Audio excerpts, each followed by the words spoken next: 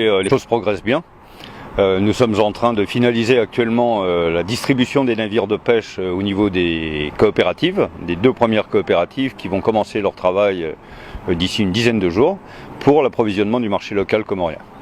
Donc nous pensons d'ici bien avant la fin de ce mois pouvoir approvisionner le marché local avec du poisson à un prix très étudié, du poisson de bonne qualité, contrôlé de manière à ce que voilà, les premières coopératives se mettent en œuvre. Nous sommes 125 employés comoriens présents à cette usine. Nous sommes en phase de recrutement. D'ici la fin de ce mois, nous comptons déjà recruter en plus une 50aine de personnes avant la fin du mois de février.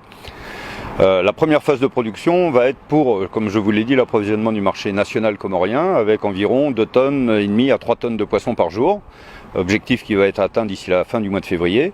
Et ensuite, nous allons mettre en œuvre les 220 bateaux de 6 mètres que nous avons, plus les bateaux de 9 mètres et de 18 mètres, pour atteindre dans 5 ou 6 mois une production d'environ 30 tonnes de poissons par jour.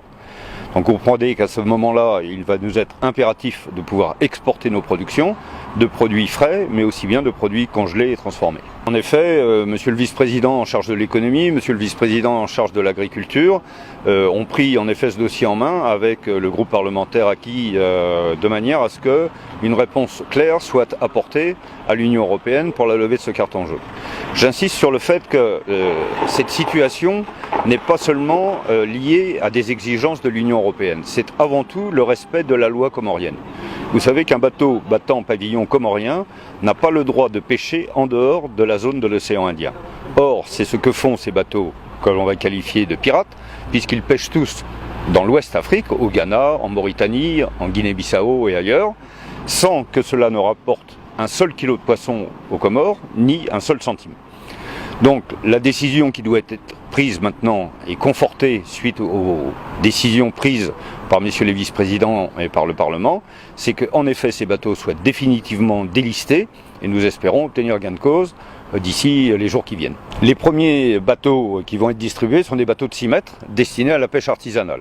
Donc ces bateaux vont pêcher dans la ZEE comorienne, bien évidemment, à proximité des côtes, entre 6 et 12 000. Par contre, les bateaux de 9 mètres et de 18 mètres que nous avons sont des bateaux qui vont partir de 4 à 5 jours pour les plus petits et de 10 à 12 jours pour les plus gros, et qui, eux, vont aller pêcher beaucoup plus loin, à la fois dans la ZEE comorienne, mais aussi dans les zones d'exclusivité exclusives des autres pays, tels que Maurice, Madagascar, Mozambique, en fonction des accords de pêche qui existent au niveau de l'océan Indien.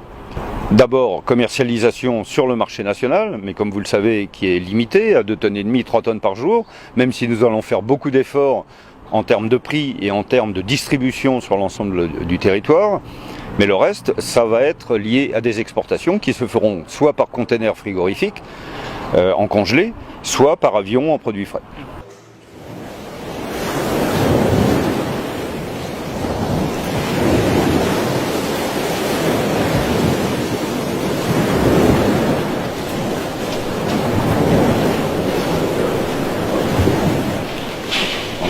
Les pièces sont conditionnées, thermorégulées.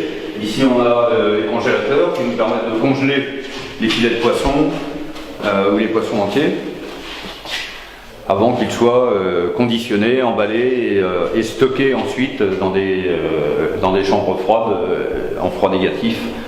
Donc vous voyez, pas de rupture de chaîne de froid. Dès que le poisson est débarqué, il est glacé déjà à bord des bateaux puisque nous avons de la glace. Il est transféré dans l'usine dans les meilleures conditions possibles en termes de chaîne de froid et transformé dans un bâtiment qui est aussi thermorégulé, qui permet vraiment d'avoir une qualité optimale du produit.